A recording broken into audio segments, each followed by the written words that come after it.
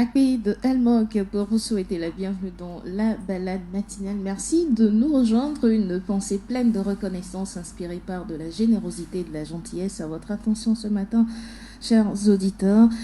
Restez avec nous, ça promet d'être intéressant ce matin. Pourquoi les jeunes filles doivent se tourner vers les domaines scientifiques? C'est le débat de ce vendredi. Pour en parler, Shannon Ritchie, directrice des affaires publiques de l'ambassade des États-Unis. Bonjour madame. Bonjour, merci pour m'avoir invité aujourd'hui. Comment ça va? Ça va bien, merci. À l'aise? Oui. D'accord. Également avec nous sur ce plateau de la balade matinale, Ouzia Folie Bébé. Il est formateur. Bonjour Ouzia. Bonjour. Comment ça va? Ça va Un plaisir également de vous avoir avec nous sur le plateau. Plaisir. Un élève, ou plutôt une élève, s'est joint à nous ce matin pour parler également de ce thème. Elle s'appelle Nyongaya Benita. Bonjour Benita. Bonjour. Comment ça va? Je me porte bien et vous? Bien également. On a raté les cours ce matin, hein? Ou bien on va se rattraper? Je vais me rattraper. D'accord. Voilà, le plateau, il est présenté. Installez-vous confortablement, ça débarre sous peu. Mais avant, je vais vous servir un petit déjeuner comme on le fait toujours tous les matins. Ce matin, ce sera un beignet de plantain mûr, comme on l'appelle chez nous, claclo. Je ne sais pas comment on l'appelle sous d'autres cieux. Je vous propose cela pour le goûter de nos enfants cet après-midi. Vous aurez besoin de 6 bananes plantain mûr, 6 cuillères à soupe de farine pâtissière, du sel, de l'huile de friture. Nous passons maintenant à la préparation. Vous utiliserez un hachoir électrique pour obtenir une belle purée de votre banane. Vous pouvez bien utiliser le mortier ou encore la main pour les malaxer. Renversez la purée dans un bol, ajoutez du sel, de la farine, bien mélanger à l'aide d'une spatule. Vous y mettez du sel ou encore tout ce que vous voulez. Mettez ensuite l'huile à chauffer. Formez de petites boules à l'aide de vos doigts ou encore d'une cuillère bien ronde que vous mettez dans l'huile chaude. Cuire à feu moyen pendant 3 à 4 minutes des deux côtés et ensuite mettre sur du papier absorbant afin que l'excédent d'huile s'y dépose. Voilà, c'est prêt à servir. J'espère que vous apprécierez et que les tout petits apprécieront également au goûter cet après-midi. Voilà pour ma tasse de ce matin. Tournons-nous vers nos invités maintenant pour parler du thème de ce jour. Quelle est l'importance des filières scientifiques pour la jeune fille? Je vais m'adresser au formateur pour nous donner d'abord son avis en tant que formateur. Monsieur Ouzia, qu'est-ce que vous en pensez? Ok. Merci. Personnellement, je pense que les filières scientifiques, c'est important. Premièrement, sur le plan éducatif, parce que qu'on soit un garçon ou une fille, on a tous une mère et un père. Oui. Et une mère, des parents, ça inspire des enfants. Quand on a une mère qui est dans le domaine scientifique, ça inspire les enfants, que ce soit des garçons, voilà, à s'intéresser aux sciences. Et les sciences aussi, c'est des outils pour trouver des problèmes de la société. Et donc, quand ces enfants sont inspirés, surtout si c'est des filles, et si elles embrassent ces filières scientifiques, au final, elles ont une façon de voir qui est différente de tout ce qui s'est fait précédemment, parce que la plupart des innovations, certes, il y a eu des femmes qui ont beaucoup contribué, mais il y a eu plus d'hommes.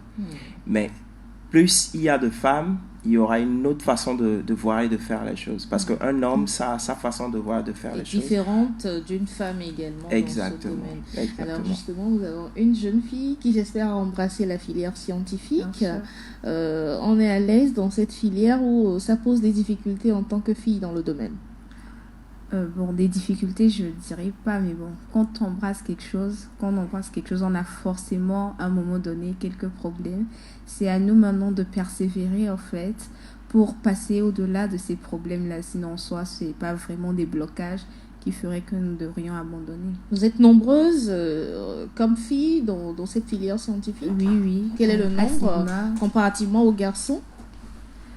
En série D, par exemple, il y a 6 filles pour 4 garçons dans une classe, ce qui est assez représentatif. Mais par contre, on sait où il n'y a pas vraiment beaucoup de filles inscrites. Nous ne sommes que 4 pour 8 garçons. Mais pour 8 garçons. Pour 8 garçons. D'accord. Mais c'est quelque chose qui va changer avec le temps parce qu'en seconde, par exemple, il y a plus de filles que de garçons. Je ne connais pas vraiment les effectifs, mais rien qu'à voir, on sent déjà la différence. Ça commence par venir, si on a déjà la moitié de l'effectif des garçons, c'est que ça commence par venir, n'est-ce pas? Oui. Et toutes vous intéressez réellement à la chose? Bien sûr. Super. Alors, on se tourne maintenant vers l'ambassade des États-Unis. Madame Shannon, en tant que directrice des affaires publiques de cette ambassade-là, le parcours scientifique pour la jeune fille, quelle est son importance? À l'ambassade des États-Unis, nous célébrons la jeune fille parce que elle a le pouvoir de changer sa communauté et en fait le monde. Donc, nous pensons que les filles méritent les mêmes opportunités, les mêmes encouragements que les garçons dans les domaines de STEM. Et pour cette raison, nous avons soutenu un camp travaillant avec notre partenaire Sigma en ce cas. C'était un camp de la robotique et le codage pour vraiment fournir d'autres opportunités inhabituelles à les jeunes filles togolaises. Elles ont été intéressées par ce camp qui a été organisé en robotique? Oui, et en fait, les 30 filles sont venues de tout Togo, donc pas seulement Lomé.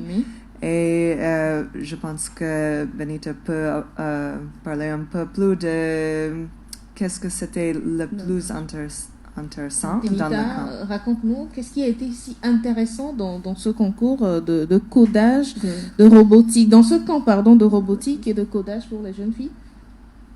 Comme on l'a dit déjà, la robotique, ça a été très intéressant parce que pour certaines, c'était la première fois de découvrir ça. Bon, on le voit forcément dans les films, mais après, quand on vient en face, c'est toute autre chose. C'est fascinant de le faire soi-même et de voir comment ça fonctionne. C'est très intéressant. Bon, c'est vrai qu'à Sigma, on le fait déjà, c'est compris dans nos matières. Donc, pour nous, c'était un peu comme une habitude, mais j'étais content de voir comment les autres filles avaient pris goût à la chose, comment elles posaient... C'était une initiative, c'était une initiation pour ces jeunes filles dont tu parles ou oui, elles étaient déjà habituées à ça? Non, une initiation. Et j'étais content de voir comment elles s'intéressaient à la chose.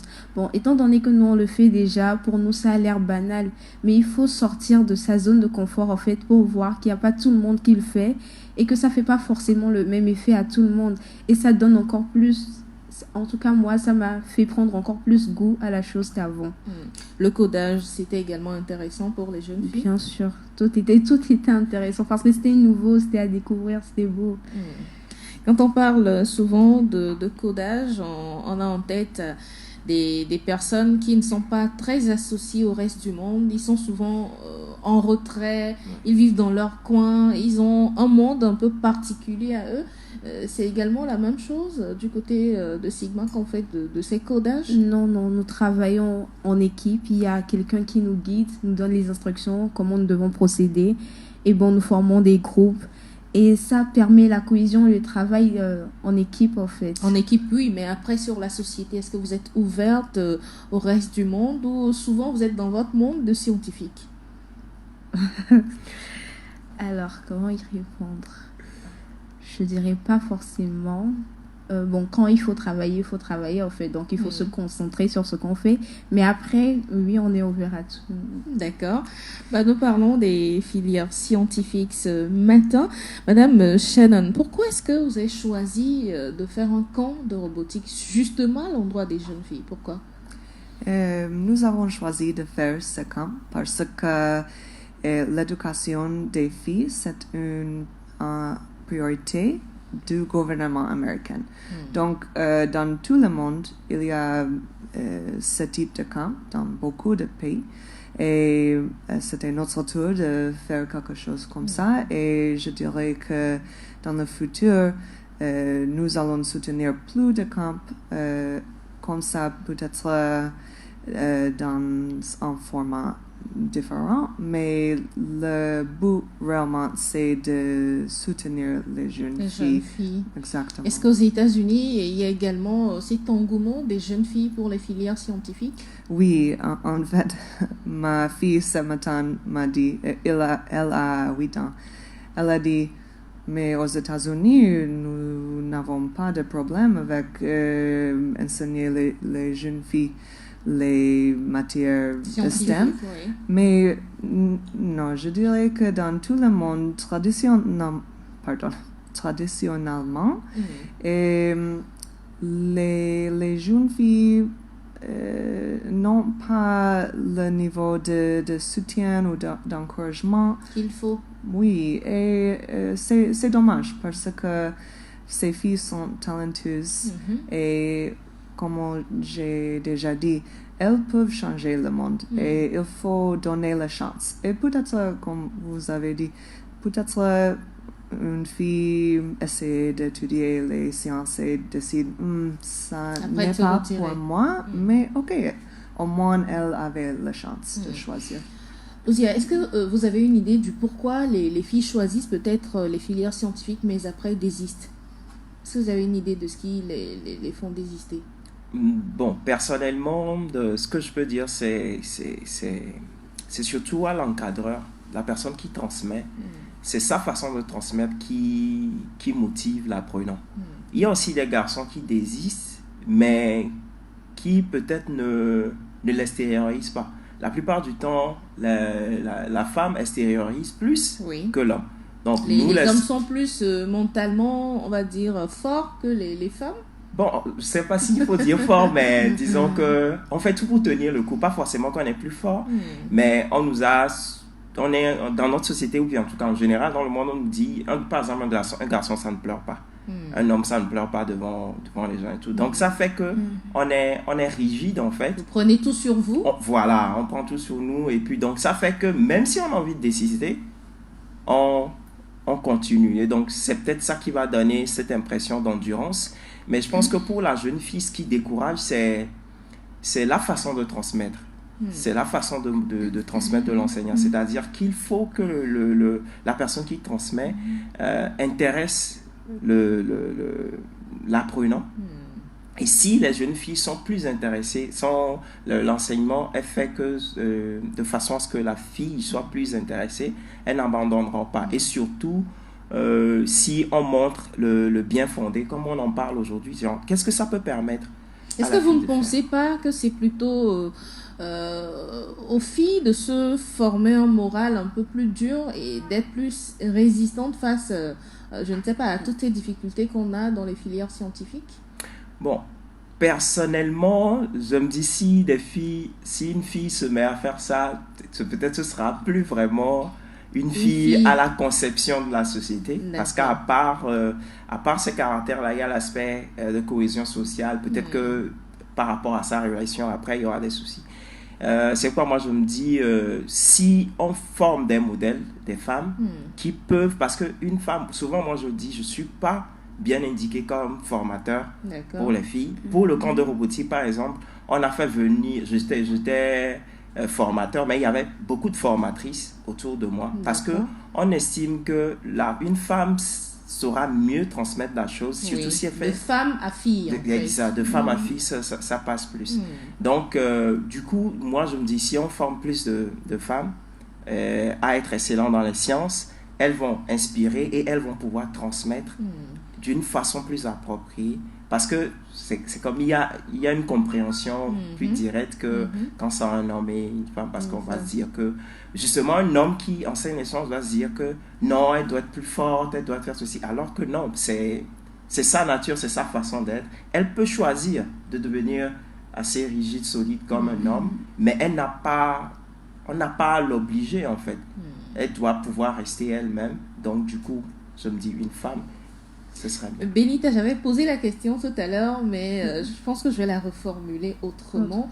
Être fille et être dans le domaine scientifique, est-ce que ça pousse à, je ne sais pas, à laisser tomber, je ne sais pas, cette grâce-là d'être fille, il y a tout ce qui entoure la jeune fille, comme l'a dit Monsieur Ouzia tout à l'heure, être dans le domaine scientifique, est-ce que ça te fait enlever ce manteau de jeune fille et d'être plutôt dans une peau masculine? Pas forcément. Bon, c'est vrai que du côté mental, en fait, il faut arriver à s'adapter, à se forger un mental pour ne pas lâcher. Parce que au-delà du fait que ce soit un peu dur quelquefois, Il y a aussi les clichés que l'on a de la jeune fille, qu'on se dise que non, elle peut pas faire ci, elle peut pas faire ça. Et forcément, après, il y a des gens qui cherchent indirectement à vous décourager. Voilà, des trucs comme ça. Et souvent, ça... Pourquoi est-ce qu'ils cherchent à vous décourager? Parce qu'ils se disent que vous n'avez pas votre place là-bas. Et comment vous arrivez, toute jeune fille de Sigma, à écouter ces a priori et à quand même garder le cap? On a la chance d'avoir quelqu'un à notre tête, c'est-à-dire notre fondateur, qui nous soutient, un homme qui nous soutient énormément et qui veut nous voir aller loin, en fait. Ça fait que, bon, il éloigne en quelque sorte les mauvaises bouches, les médisances de nous, voilà, pour nous mettre dans les situations, dans les conditions nécessaires, en fait, pour réussir. Être jeune fille, être dans le domaine scientifique, est-ce que vous arrivez à faire la part des choses parfois entre être belle en tant que jeune fille, avoir, comment dirais-je, une présentation, renvoyer une image belle à la société et ne se concentrer qu'à ses études pour y arriver. Parfois, est-ce qu'il y a un dilemme pour toi? Oui, pour moi, oui. Clairement, bon... Après, je suis pas trop dans les trucs, je suis pas trop dans de beauté, donc des fois, moi, ça me pose pas trop de problème. Mais quand il y a un événement, après, tu es obligé de te présenter. Là, c'est autre chose. Mais sinon, pour moi, quotidiennement, c'est pas un problème. Je pose la question parce que je suis également passée par là. J'ai été jeune fille dans une filière scientifique. C'est souvent compliqué, parfois, de se mettre en valeur en tant que femme et ensuite revenir dans la peau de... Parce qu'être scientifique, on n'a pas besoin d'être belle pour être scientifique. On a juste besoin de bosser dur. Mais dans d'autres domaines également, on vous demande d'être une jeune fille modèle, belle, présentable pour la société. C'est pour ça que je pose en fait la question. Madame Shannon, transmettre le savoir étant scientifique à une autre jeune fille, vous pensez que c'est plus facile que d'avoir le savoir d'un homme? Répétez s'il vous plaît. Je vais aller plus doucement. Oui. Alors, étant femme, pour transmettre le savoir à une jeune fille dans le domaine scientifique, est-ce que ça facilite la tâche aux jeunes filles? Oui. Je pense que la chose la plus importante, c'est d'avoir des mentors qui sont femmes. Et écoutant cette discussion, j'allais dire que les jeunes filles aujourd'hui n'ont pas beaucoup des exemples des mentors qui sont femmes, qui font des choses très féminines et sont scientifiques. Je pense que c'est possible de faire les deux choses à la fois. Et donc, je pense que c'est très important d'avoir des formatrices, des mentors qui sont femmes scientifiques. Une jeune fille ne peut pas s'imaginer elle-même faisant les choses scientifiques un niveau très, très haut sans voir quelqu'un comme elle. Et je pense que c'est très important et nous avons pensé du mentorat pendant ce camp. Le mentorat, donc, pour amener la jeune fille à plus s'intéresser au domaine scientifique, à se libérer du poids de la société, parce que c'est également la société qui donne une image à cette jeune fille qui forcément après se dit non, est-ce que j'ai ma place dans cette filière que j'ai choisie? Nous parlons ce matin de l'avantage pour les jeunes filles de choisir les filières scientifiques, de libérer leur potentiel en tant que scientifique. C'est possible de le faire. Nous avons d'ailleurs des exemples sur le plateau pour en parler. Si vous nous rejoignez, chers auditeurs, merci de le faire. Envoyez-nous vos réactions, cela nous fera énormément plaisir. Alors Benita, aujourd'hui, peut-être dans ton quartier, il y a encore une jeune fille qui hésite à choisir sa filière. Peut-être qu'elle est encore au collège et qu'elle a le temps de choisir une filière. Qu'est-ce qu'il faudra faire avec cette jeune fille? Qu'est-ce qu'il faudra lui dire pour qu'elle se décide à aller vers les filières scientifiques plutôt que vers la filière littéraire? Déjà, pour moi, c'est de l'approcher, de lui parler, de lui donner quelques exemples de personnes comme elle que j'ai déjà connues. Parce que des fois, quand on se dit qu'on est seul dans le camp, on se dit que c'est pas la peine de se lancer dedans si ça ne va rien nous apporter. Donc déjà, il faudrait qu'elle sache que non, il y en a beaucoup qui sont passés par là et qui finalement ont choisi la filière scientifique parce qu'ils avaient vu que c'était le mieux pour eux. Donc pour moi, c'est en quelque sorte. Un autre problème que rencontrent les jeunes filles, c'est également les débouchés après avoir fait les filières scientifiques. Dans notre pays, le Togo, dans la sous-région, c'est compliqué de s'immiscer sur le plan professionnel, je dirais, de trouver des débouchés sur le plan professionnel. Est-ce que c'est pas aussi ça qui ralentit parfois la jeune fille dans le choix de ses filières? Oui, ça contribue énormément aussi. Ça contribue énormément. Parce que quand on va à l'école, quand on étudie, c'est pour après se reverser dans le milieu professionnel. Mais si on doit avoir des difficultés après, qu'est-ce qui doit être fait à ce niveau-là pour permettre à la jeune fille de choisir naturellement, qu'elle n'ait pas de contraintes? Est-ce que c'est à l'État? Est-ce que c'est à nous? Qu'est-ce qu'il faudra faire? Je pense que c'est à tout le monde, l'État et nous compris.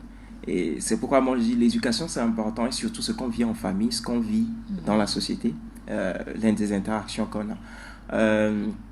En réalité, il faut pour qu'une personne puisse s'épanouir, il faut qu'elle se connaisse, qu'elle apprenne à se connaître, à découvrir ses talents et à voir les possibilités qu'il y a dans le monde pour notre société aujourd'hui, on est tout le temps en train de courir de gauche à droite et vraiment on ne se donne pas vraiment à ça. Mais si on le faisait, je pense que la jeune fille aura plus de chance, puisque beaucoup finissent le lycée et c'est après le bac qu'elle se demande maintenant qu'est-ce que je peux faire. Voilà, pourquoi est-ce que j'ai fait maintenant la filière scientifique? Exact. Donc ça veut dire que la filière qu'elle a choisie lui a été imposée par rapport à son relevé.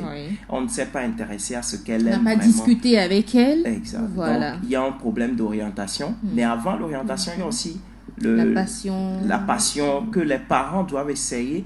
En fait, un parent dans l'éducation de son enfant doit essayer de voir, ok, je l'amène peut-être chez ce tonton qui est menuisier ou chez telle personne qui est mécanicienne. Et donc, que l'enfant explore les possibilités que lui offre ce monde étant enfant. Et donc, ça lui ouvre l'esprit, ça lui donne un peu d'idées sur les possibilités qu'elle a. Et puis après, elle va dire, je veux faire ceci. Et là, papa qui va dire, si tu veux faire ceci, il faut qu'on fasse plus d'exercices en maths, il faut qu'on fasse plus d'entraînement en anglais parce qu'il faut que tu puisses bien parler anglais pour bien faire ça. Et en fait, c'est tout ça avec les efforts du gouvernement pour accompagner le système éducatif, pour mettre en place des systèmes d'orientation dans les écoles. C'est tout ça qui va permettre d'arriver là-bas. Est-ce que tu as déjà une idée, Benita, des débouchés professionnels qui vont s'offrir à toi après ton baccalauréat? J'hésite encore. Je sais pas vraiment, mais pour moi, l'ingénierie, je pense que je pourrais aller dans l'ingénierie. Mais après, je sais pas trop. Je doute. Voilà, le problème se pose déjà à Benita qui a choisi cette passion pour les sciences. Après, ça sera, j'essaye ceci. Si ça ne marche pas, j'essaierai l'autre. Alors que souvent, pour la jeune fille, on parle d'horloge biologique. Là également, c'est un autre couac dont on va parler. Madame Shannon, quels sont les débouchés pour les jeunes filles? C'est vrai, on les motive à choisir des filières scientifiques. Quels sont les débouchés professionnels que les jeunes filles ont en choisissant les filières scientifiques? Débouchés, c'est-à-dire se reverser dans le milieu professionnel après avoir fait la filière scientifique. Quel métier elles peuvent choisir après? Je comprends. Donc, dans ma vie, je connais beaucoup de femmes qui sont ingénieurs. Ma soeur, elle étudie les physiques, l'astronomie, et je pense que les métiers sont innombrables et la chose la plus importante est de connaître, de savoir quels sont, pour avoir du temps pour connaître des mentors, pour visiter les lieux de travail. Et j'allais dire que pendant ce camp, nous avons eu un forum pour parler de vraiment ce problème de le manque d'information pour les jeunes filles et les jeunes garçons aussi. Une recommandation du forum était d'avoir les séances d'information sur les matières STEM commençant dans la classe 6e. D'accord. C'est vrai? Oui, la classe 6e. Et oui, c'est justement ça. Je ne suis pas experte dans tous les métiers, mais il y a des personnes qui sont et qui peuvent faire une présentation dans toutes les écoles, dans tout le Togo. Et donc, les étudiants peuvent choisir, peuvent penser à travers les années avant de se graduer. Je parlais d'horloge biologique tout à l'heure. Benita, tu sais quand même ce que c'est une horloge Bien sûr. biologique. Alors, est-ce que tu penses à te marier? Est-ce que tu penses après faire carrière scientifique? Comment comptes-tu associer déjà les deux? Est-ce que tu y penses déjà ou carrément tu n'y penses pas? J'y pense déjà. J'y pense d'ailleurs beaucoup parce que ça, c'est quelque chose qu'on nous dit très souvent lorsqu'on veut entrer en filière scientifique, D'accord. étant dans l'horloge biologique. Alors que bon, c'est quelque chose que j'ai envie de faire, je veux le faire, mais je sais que je peux concilier Les deux. et ma passion et mon horloge biologique, en fait. Donc oui, j'y pense assez souvent. Pour moi, j'aimerais aller jusqu'au doctorat, si possible. Et ensuite, bon, voir si je pourrais avoir des enfants ou pas. Après le doctorat. Après le doctorat. D'accord, je ne connais pas ton âge. Si ça te 16 dérange, ans. tu as 16 ans, tu es en quelle classe? En première. En première. À 17 ans, tu auras ton baccalauréat. Disons le doctorat, on va faire une petite simulation. 17 ans le baccalauréat plus 8 ou 9 ans pour avoir le doctorat et la spécialisation. Oui. Ça te fait combien? Ça me fait 26 ans. 26 ans. Ensuite, tu pourras te consacrer à ta vie de famille avant de revenir faire carrière ou tu démarreras ta carrière avant de... Faisons une petite simulation On juste va pour prendre, voir. après le doctorat, quelques années sabbatiques. je pense, D'accord. Pour se consacrer. Voilà où le bas blesse. Il faut qu'elle fasse une année sabbatique, elle, contrairement aux jeunes garçons qui n'aura à faire aucun sacrifice pour poursuivre normalement, naturellement son cursus. Je ne sais pas si vous voyez un peu l'amalgame. Il y a un petit souci là-bas. On a des réactions, si vous permettez, je vais les lire. Moi, par exemple, au début, je me suis dit que les gens avaient raison de penser que la fille n'a pas de niveau pour ces filières parce que je doutais beaucoup de moi et les parents n'ont pas beaucoup aidé. Mais avec le temps, je me suis adaptée et imposé mon choix à ma famille. Félicitations à la jeune fille. Je vous écris depuis Cotonou, Muriel. Voilà. Une qui a choisi également une filière scientifique et apparemment ça marche bien pour elle. Je pense que tu vas t'en sortir également. Merci. Quels que soient les préjugés, quel que soit le poids de la société, il faudra taper la tête contre le mur s'il le faut parfois, mais arriver au bout de tes rêves. Merci. D'accord. Je crois qu'on n'a pas d'autres réactions. Non, pas encore. Nous allons poursuivre donc notre discussion avec l'ambassade des États-Unis. Est-ce que vous offrez des opportunités aux jeunes filles pour aller peut-être continuer, poursuivre leur carrière aux États-Unis? Oui, certainement. Nous avons en fait beaucoup de programmes d'échange pour étudier aux États-Unis ou pour faire des programmes ici en Afrique de l'Ouest. Mais je toujours dis qu'il y a beaucoup des universités aux États-Unis et chacune a son programme de bourses, des programmes pour les étudiants internationaux.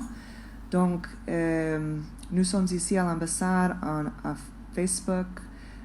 Vous pouvez nous demander quelles sont les opportunités actuelles à travers l'ambassade où nous pouvons vous informer des universités aux États-Unis. Oui, et vraiment, c'est important de connaître le domaine exactement que vous voulez étudier parce que chaque université a son programme spécifique ou il y a des rankings, je ne sais pas, pour chaque université. Donc, nous pouvons démystifier un peu les choses. Déjà qu'il y a l'opportunité, je pense que c'est une très belle chose. Pour ces jeunes filles, peut-être après le baccalauréat, ce qu'elles ont choisi de faire n'est pas ici. Elles ont l'opportunité d'aller à l'extérieur le faire et venir développer ça au Togo. Oui, et avec les visas d'étudiants ou d'échange, il y a la possibilité d'aller avec sa famille, avec votre famille. Ah, Oui. d'accord. Bah, Donc, voilà qui est oui. plus intéressant. Oui. Oui. Et les enfants Hmm. de l'étudiant peuvent étudier aux États-Unis aussi. D'accord. Donc, je dirais que c'est important que vous ne pensez pas, je ne peux pas faire ça parce que j'ai une famille. Il y a des options pour le faire ensemble. Je pense aussi que c'est un devoir de chaque pays d'avoir des congés maternels. C'est quelque chose que les États-Unis manquent un peu, une règle nationale pour combien de congés maternels il va... Béni t'a parlé de prendre carrément 1 ou 2 années sabbatiques Oui, pour pouvoir concevoir, donner du temps à sa famille. Oui, je suis d'accord. Mais quelques pays ont jusqu'à 3 ans de congé maternel. C'est pas aux États-Unis. Pas les États-Unis, je sais bien, parce que j'ai 2 enfants. Mais oui, j'ai pris quelques mois de congé au moins pour chaque enfant. Et je pense que c'est possible de faire les 2 choses. C'est possible de concilier les deux. Voilà des opportunités qui s'offrent à vous. Je sais que déjà tu sauras saisir ces opportunités-là. Madame Shannon a parlé tantôt d'attaquer déjà la sensibilisation en classe de 6e pour les jeunes filles, pour pouvoir les motiver à choisir ces filières scientifiques. C'est possible quand on a son CPD déjà de penser à choisir une filière scientifique au lycée? Oui, c'est possible même avant, je crois. Même avant? Oui. Comment est-ce qu'on peut les motiver? Bon, moi je vais vous donner mon exemple. Moi j'ai grandi avec un père qui était ingénieur. Bon, j'ai grandi sans savoir exactement ce qu'il faisait, quel ingénieur il était. C'est après l'université que je suis exactement. Qu'est-ce qu'il a fait particulièrement? Qu'est-ce que maman a fait? Parce qu'ils n'en parlaient pas. Oui, non, pas. Bon, on vivait en famille, je le voyais travailler, il bricolait, il faisait des choses. Et justement, ce qui m'a intéressé, moi, ce que moi j'ai retrouvé qui a été intéressant dans ma vie, c'est mes 2 parents. Surtout ma maman. Parce elle est scientifique également. Elle a fait la série F, donc l'électronique. Donc ça, c'est super compliqué, apparemment. Donc elle a fait ça, mais c'est vrai qu'elle n'a pas exécuté, elle a exercé, elle a enseigné après. Mais après, comment moi j'ai ressenti ça dans mon éducation, c'est que à chaque fois qu'il y avait quelque chose qui se gâtait, un appareil qui se gâtait à la maison, elle n'avait pas peur, elle attaquait directement l'appareil, le problème, elle l'ouvrait et elle essayait de trouver une solution. Donc, papa aussi faisait ce genre de choses. Donc, pour moi, c'est quelque chose qui doit être universel, qui est universel. Ah, pourtant, ça ne l'est pas. Voilà, moi j'ai grandi comme ça en croyant que c'était universel. Donc, c'est après dans le domaine professionnel, vu que je suis dans l'innovation et tout, je me rends compte qu'en fait, tout le monde n'est pas comme ça en fait. Et donc, c'est après que j'ai commencé par discuter avec mes parents. C'est là qu'ils m'ont dit non, moi j'ai fait ceci, moi j'ai fait ceci. Et c'est là que j'ai compris. Et justement, je pense que si chaque famille ou chaque cellule, même si ce n'est pas les parents directement, même si dans l'environnement, il y a un oncle ou un cousin, quelqu'un qui peut accompagner, inspirer l'enfant de cette façon, pas forcément lui dire fais médecine comme j'ai fait médecine. Plutôt que de faire littérature. Pas forcément lui dire choisis littérature telle, mais permettre à l'enfant de découvrir ce que vous faites. Exact. De découvrir ce que vous faites, ce qui est possible au-delà de ça, ce que les autres font. Là, même avant le BBC, même à 6 ans, bon, moi je me rappelle déjà, quand on est enfant, nous tous on dit qu'on va être docteur. Voilà. Moi, je pense autour de 10-12 ans, je disais que j'allais être scientifique. Et aujourd'hui, ce que je fais n'est pas très loin de ça. Cela, exactement. Et justement parce que moi, j'ai un oncle qui est génie civil, je le vois tout le temps dessiner des plans de ponts et chaussées et tout. J'ai un autre oncle qui travaille à l'usine et tout. Donc, grandissant dans cet environnement-là, j'ai vu des possibilités, j'ai choisi un domaine. Après, quand même, ce que je fais aujourd'hui, je ne l'avais pas décidé quand même à 12 ans, mais ce que je fais aujourd'hui est dans la direction. C'est dans la logique de ce que tu pensais. Exact. Ayant 12 ans. Est-ce que, par moment, les parents qui obligent aussi les enfants à choisir ce qu'eux, ils font, est-ce que ça ne les contraint pas aussi d'une part? Oui, ça, c'est pas du tout bon de faire ça en tant que parent. En tant que parent, ce qu'on peut faire par rapport à sa fonction, c'est de montrer à l'enfant ce que c'est et surtout de lui montrer l'importance, ce que ça apporte, mon travail, ce que ça apporte à la société, comment ça contribue à la société. Parce qu'il faut que l'enfant comprenne que lui aussi, elle aussi, elle va contribuer dans la société en étant maçon, menuisier, docteur, ingénieur. Tout le monde contribue à la société.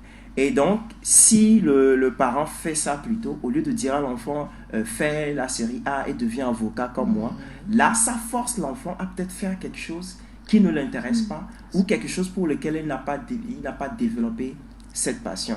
Et donc, il faut plutôt ne pas forcer, mais permettre à l'enfant de découvrir quelque chose qui va l'intéresser et qui va le rendre unique. Parce que tout le monde est unique, en fait. Et donc, moi, en tant que parent, je ne peux pas dire à mon enfant de faire exactement ce que je veux parce qu'il est différent de moi ou il ou elle est différent, oui. Et aujourd'hui dans le monde, je pense que les orientations sont plutôt genrées. On dit toi tu es fille, si tu fais rapidement une série littéraire, tu peux avoir un débouché, ou tu es garçon, choisis cette filière rapidement, tu peux t'en sortir. Benita, comment penses-tu qu'on peut lutter contre ces orientations genrées? Comment penses-tu qu'on peut amener tout le monde à s'intéresser à toutes les activités? Alors, moi, je pense que tout part de ce qu'il a dit, l'éducation à la maison.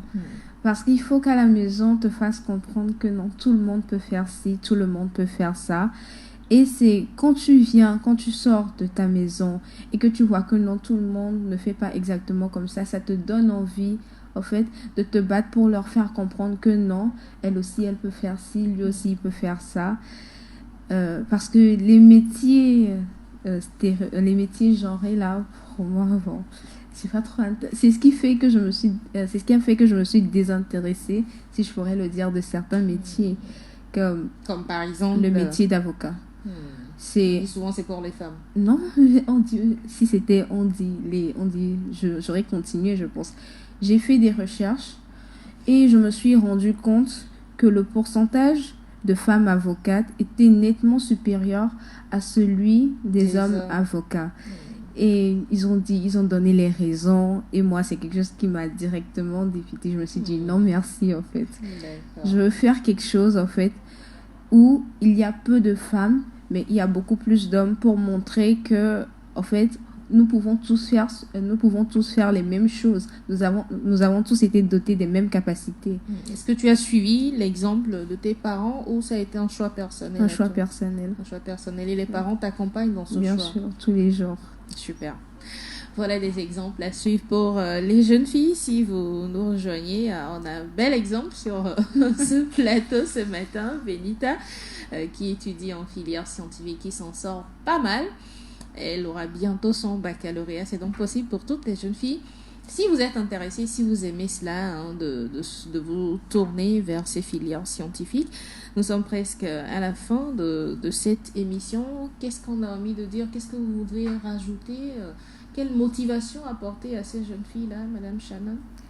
Je dirais que les opportunités pour les filles et les garçons togolais sont sans fin. Il faut vraiment étudier bien, s'esforcer à faire tout le possible pour vous avancer. Je pense que je suis sûre que dans le futur, Togo va être un pays logistical hub, un pays au centre d'Afrique de l'Ouest ou du monde. Et il va y avoir beaucoup d'opportunités. Donc, le moment, c'est maintenant pour essayer de faire quelque chose pour le futur, pour votre futur, pour le futur du pays. Et c'est la priorité principale de l'ambassade des États-Unis que Togo soit un partenaire plus fort, plus prospère. Donc, nous sommes ici pour aider. Madame Shannon, est-ce que vous avez un rapport avec l'ingénieur Shannon qui a créé ce modèle de communication? Non. Pas du tout.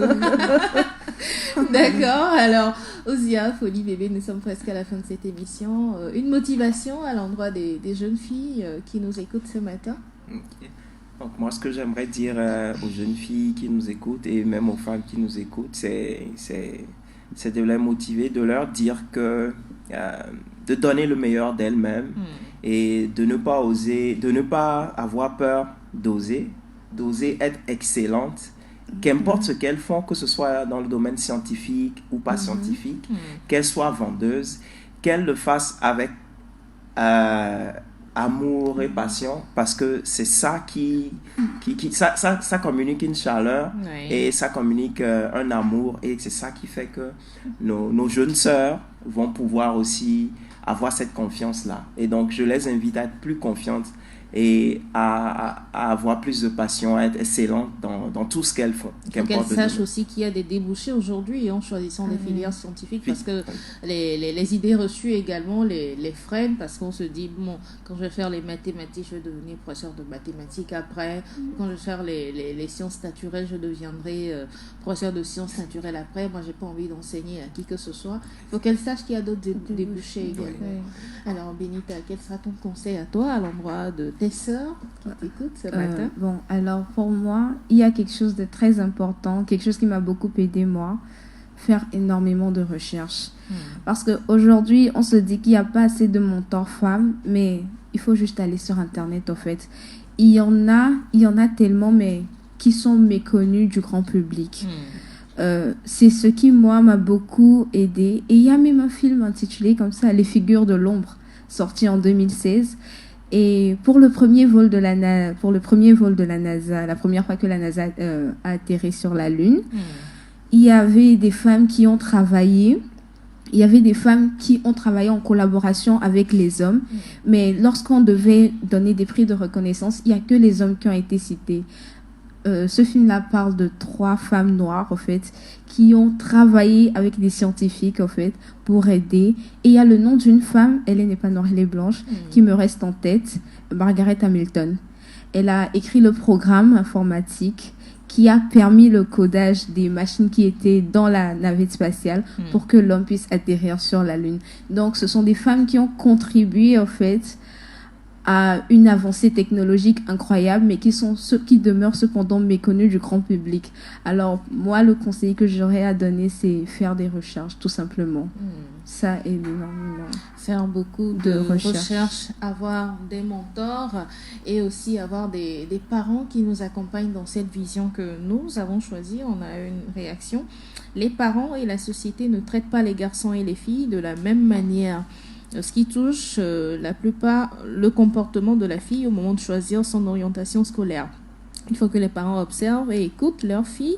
Nous devons casser les idées reçues sur l'évolution de la fille, et aussi les gouvernants doivent mettre en place des politiques de promotion des filières scientifiques pour la jeune fille et créer des facilités. Vous le faites déjà à l'ambassade des États-Unis. Merci de bien vouloir continuer en appuyant toujours ces jeunes filles-là. Oui, et je dois ajouter qu'après ce forum pendant le camp avec les recommandations, nous avons parlé avec les représentants du gouvernement togolais et ils étaient totalement d'accord. Et en plus, ils avaient plus de recommandations pour mettre en place des informations, des clubs, de tout ça lié avec les matières des STEM pour les filles. Donc, j'étais très impressionnée. Je pense que il y a beaucoup d'opportunités travaillant avec le gouvernement togolais et les écoles dans tout le pays. La jeune fille a beaucoup de potentiel. Aujourd'hui, on l'a découvert toute cette semaine avec nos invités sur le plateau de la balade matinale. Elles sont des formatrices, elles sont des coachs, elles sont également des pères éducatrices qui montrent leurs exemples à la société. L'exemple aujourd'hui encore là, une fille dans le domaine scientifique. On n'a pas encore de femmes pilotes au Togo. C'est le moment d'initier également au Togo cette formation à l'endroit des femmes pour les motiver à choisir ces filières scientifiques. Nous étions avec Shannon Ritchie, directrice des affaires publiques de l'ambassade des États-Unis. Merci d'être venue. Merci beaucoup. Osia Folie, bébé formateur, merci également d'être passé. Et puis, Nyangaya Benita, merci d'être passé sur ce plateau. Bonjour. À très bientôt. Merci également à vous, chers auditeurs, pour la fidélité d'écoute. On va se retrouver la semaine prochaine, lundi, pour un nouveau numéro. D'ici là, portez-vous bien. Ciao.